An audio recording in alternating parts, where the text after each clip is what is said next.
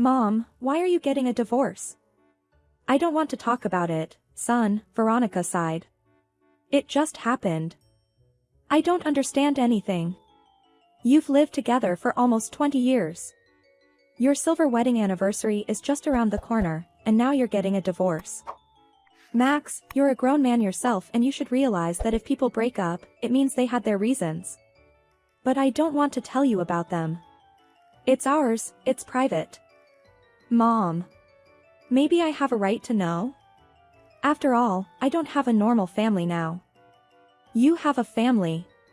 It's just that we'll live separately. I'm staying here, and my father is back in my grandmother's apartment. No one will claim your place. Your father and I bought it for you, and that will remain the same. But it's more than that. Son, I'm tired all day and I don't want to talk about anything else. Please go and have dinner, and I'll lie down.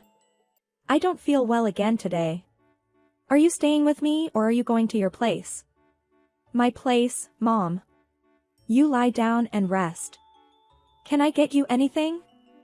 No, I'm fine. Go eat. Max looked after his mother, but he didn't go to the kitchen and didn't eat dinner. He sat on the sofa in the living room for a long time, thinking about what he had heard. Then he looked into the bedroom, where his mother was already asleep, covered her with a warm soft plaid and left the apartment. He really wanted to be alone, to take a breath of rain-cooled air, to refresh his head, which was burning like a torch. Max had always thought he had the best family, the most loving parents, and everything was fine. And now it turned out that he didn't. Max frowned, his mom looked so unhappy, and she was suffering from this disease. Poor thing, I feel sorry for her. His father, on the other hand, didn't seem capable of pity at all. It's 100% his fault that they broke up.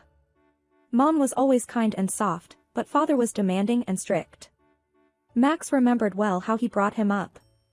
He scolded for every double, insisting that his son should close it the next day with a good mark. He didn't forgive Max for the kids' pranks either.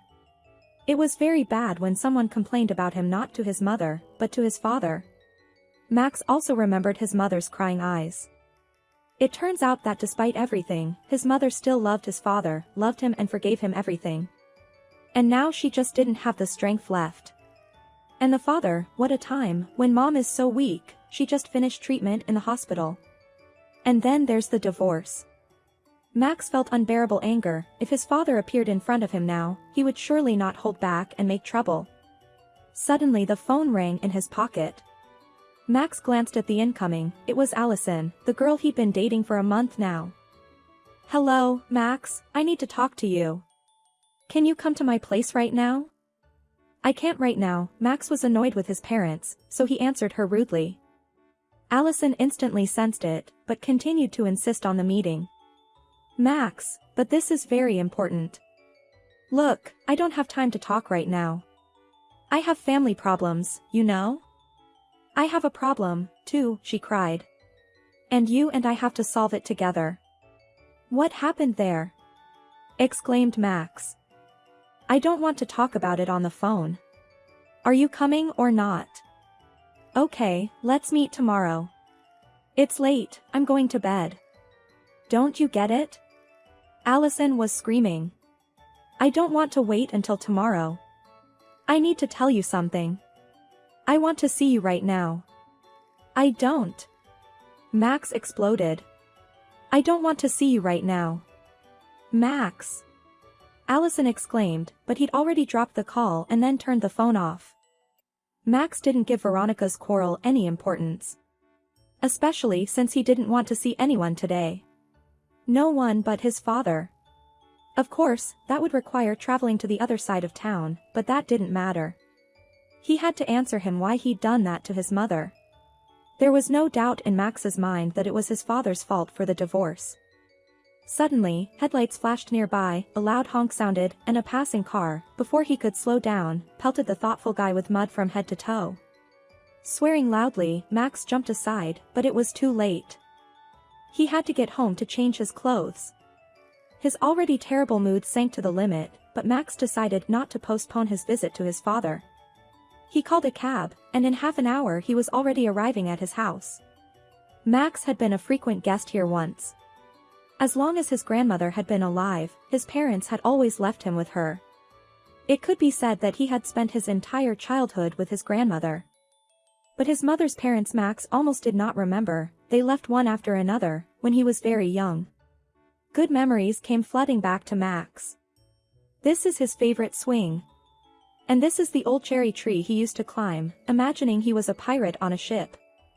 His grandmother worried and asked him to be more careful, but she never forbade her grandson to climb trees or do anything that boys usually do. And she argued with his mother, proving that children should not be hothouse plants. Veronica didn't understand her mother-in-law and argued with her, and his father always stood up for his grandmother. Max sighed, thinking again about how his father never felt sorry for his mom. "Theodore, why are you like this?" she asked her husband. "I don't understand how you can treat your own son like that." "A boy should be a boy," he replied. "Yes, he will have abrasions and maybe even bruised knees. There's nothing wrong with that. I want him to grow up to be a man and be able to take responsibility for his actions and words. And you're trying to raise him to be some kind of sissy.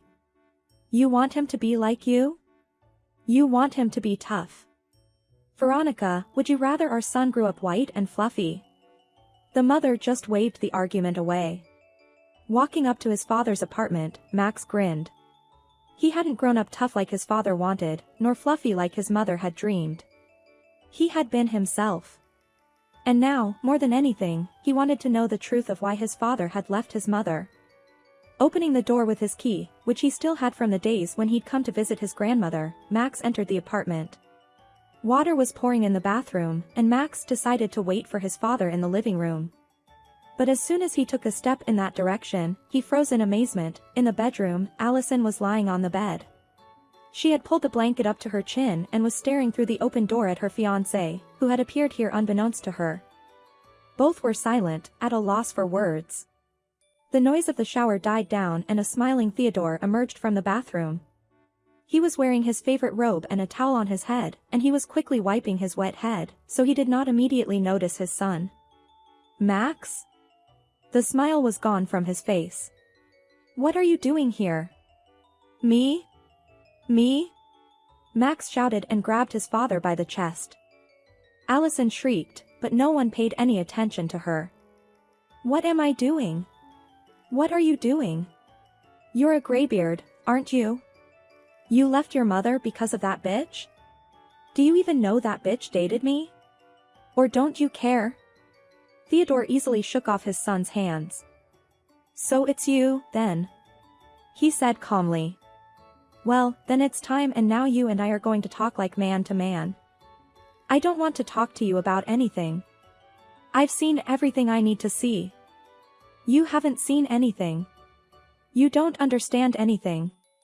Because you don't know how to talk like an adult yet. What do I have to talk to you about? I don't want to see you or her. I only feel sorry for my mother. You ruined her life. She's sick, she's had a complicated operation, she needs your support, and you left her for this one. This one." "I didn't leave Veronica," Theodore said quietly. "She left me. She left me for your father. You wanted to know the truth. Then sit down and listen. Many years ago, Veronica fell in love with a young doctor. It was before I met her. She was happy because she was in love. And she didn't care that he was married. Veronica even had her own plan. She decided to get pregnant to tie him to her, to make him leave his wife. But Andrew made a choice not in her favor, and they broke up. I was working as a bus driver at the time, and one evening I noticed a girl who sat by the window and rode aimlessly with me along the route, not getting off at any stop. It was time to go to the motor pool, the passengers had long since gotten off, and she was the only one who didn't seem to notice anything around her. I went up to her and asked her what was wrong. She looked up at me with her huge gray eyes full of tears, and I realized I was lost. "Yes, Max, that minute I fell in love with your mom once and for all." She trustingly told me everything, confessed her pregnancy and that Andrew doesn't want to hear about her or the baby anymore. "I don't know what to do," Veronica cried. "My parents are so strict, they would just kill me if they found out I was pregnant. If you let me, I told her. I will be your husband and father to your baby. She looked at me again and shook her head. Why do you need me? I've been waiting for you my whole life, I told Veronica. And I will always love only you. That same evening she stayed with me. Soon we were married, and then you were born. No one, not even my mother, knew that I was not your real father. Your grandmother assured everyone that you were just like me. I backed her up on that. And Veronica was very grateful for that. And I just loved you and her, and I was the happiest man in the world. You know, I really want more children, I told my wife, watching you grow up. Let's give Max a little brother or sister. But she refused. And you know why? Because she was afraid that I would fall out of love with you. She didn't want you to feel second. I understood her, and I agreed. I won't tell you how we lived, you know all about it yourself. All I'll say is that recently, just at the time when my mother started to feel ill, she met Andrew in the hospital and told him that you were his son. I couldn't keep my mouth shut, I couldn't help myself. By this time, Andrew was widowed and had no children. So you're his only child. Of course, he started courting Veronica. And she went out with him a few times. She was afraid to tell me. One day I went to her room and found them there. They were just sitting there with their arms around each other, but I understood. You know what killed me the most? You think it was her betrayal? No. Her happy eyes. Veronica never looked at me the way she looked at him. I didn't say anything to them. I just left. Then we talked to her, even though we shouldn't have. The operation was a success. Your mother is perfectly healthy and happy, but not with me, with him. They would have lived together a long time ago, but they don't know how to tell you. As you can see, I didn't cheat on your mother. She left me on her own. You're good too, exclaimed Max, stunned by this confession. Look who's in your bed. So you took revenge on me? But for what? Was I to blame for my mother's sins? Why did you choose Allison? Let's talk about Allison now, Theodore nodded. You know I work part-time as a cab driver. Just a couple hours ago, I had just dropped off my last passenger and was on my way home when Allison literally threw herself in front of me. I noticed her at the last minute and didn't slow down in time. Luckily, nothing serious happened. Allison fell and bruised her ankle badly. She couldn't get up and walk. I was scared and insisted on showing her to a trauma surgeon. We drove to the nearest nursing station and they told us there was no fracture.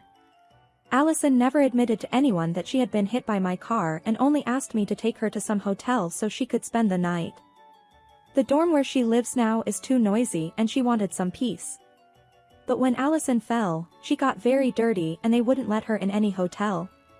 So I offered to let her sleep over at my place. Look, I made my bed in the living room. I took her to the bedroom because it had a locked door and it would be safer for Allison. You're lying to me, Max exclaimed. You're making up stories and you want me to believe them? Why would she run around town and jump under your wheels? We just talked to her on the phone the other day, and everything was fine. Nothing was fine, Allison shouted. I asked you to meet me, told you I had news for you, but you said you didn't want to see me. Wait. Theodore raised his eyebrows. You told me that you got pregnant and your boyfriend dumped you because of it. Why didn't I realize that? Max, so it's you?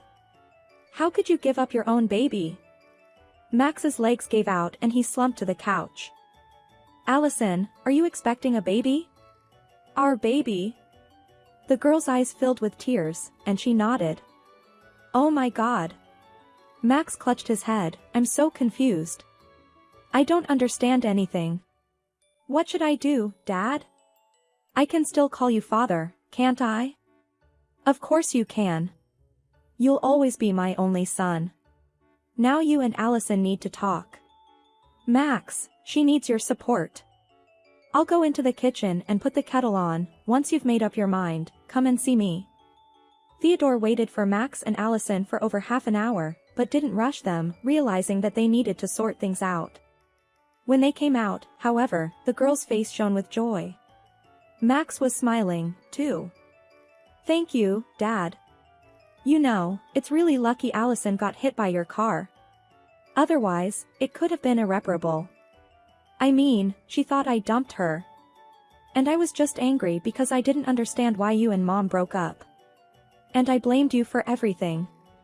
"That's right," Theodore said. "In a relationship, a lot depends on the man. It's his responsibility to make his woman happy. And if he can't do that, then he has to let her go. That's all. Please don't blame Mom. I always wanted her to be okay. Even if it's not with me." The doorbell rang. "Are you expecting someone?" Max wondered. "No," Theodore shook his head. "To be honest, I thought I was going to spend tonight alone. Like all the others. But I guess it's not my destiny to sit and grieve over my life. Wait, I'll go see who's there." He opened the door and was surprised to see his wife in front of him. "Will you let me in?" she asked. "Come in," Theodore stepped aside. "Only I'm not alone, I have Max and Allison." "Allison? Allison who?" "Max's girlfriend." "Theodore, I wanted to talk to you," Veronica started quietly. "To ask you, don't say anything to your son." "Too late, Mom, I know that my father is not my own. You gave birth to me from some doctor." Max walked out of the kitchen into the hallway and stood next to Theodore. Veronica was struck by their resemblance, and she sobbed, covering her face with her hands. "You know nothing, son. And neither do you, Theodore. Andrew was a scoundrel, and he still is. He had one of his lab assistants take blood samples from you for a DNA test. Remember, Max, you came to see me and you were asked to give blood, supposedly to see if you could be my donor or not. In case you needed it. Turns out I didn't need it, Andrew just lied to me. But now I'm glad he did. Theodore, I don't know how it happened, but Max is not Andrew's son. His father is you. And if you want, we'll do another test with your samples." "Theodore. Theodore, I'm sorry. I don't know what came over me. It was just a flashback. But nothing happened between me and Andrew this time. Yes, we'd seen each other a few times. We'd had lunch together, walked, talked. We saw each other at the hospital. But there was never any intimacy. Theodore, when I realized I could lose you, when you talked about divorce, my whole world went out. I'm sorry that I gave you a reason to doubt me. Please, I'm sorry." Theodore didn't say anything. He just hugged his wife and son, pulling them tightly against him. "Well, family," he smiled. "Let's go meet the new additions, we'll soon be outnumbered." Veronica looked at her husband in bewilderment, and when she was told everything and met Allison, she couldn't get over her surprise. "It's just unbelievable. There's no such thing as coincidence. Guys, but it's such a blessing." Everyone laughed and agreed with her.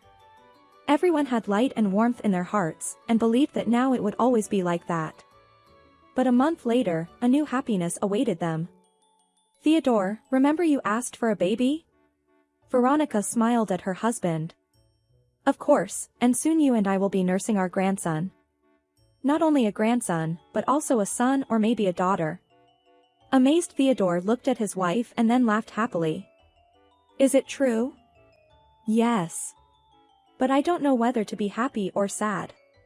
After all, I'm already 40. Not already, but still. My darling, I love you very much." "If you only knew how much I love you," Veronica answered her husband. "And now I'm afraid to think that I could have lost you. Or not met you." Theodore hugged his wife. "I will always be by your side." A year passed.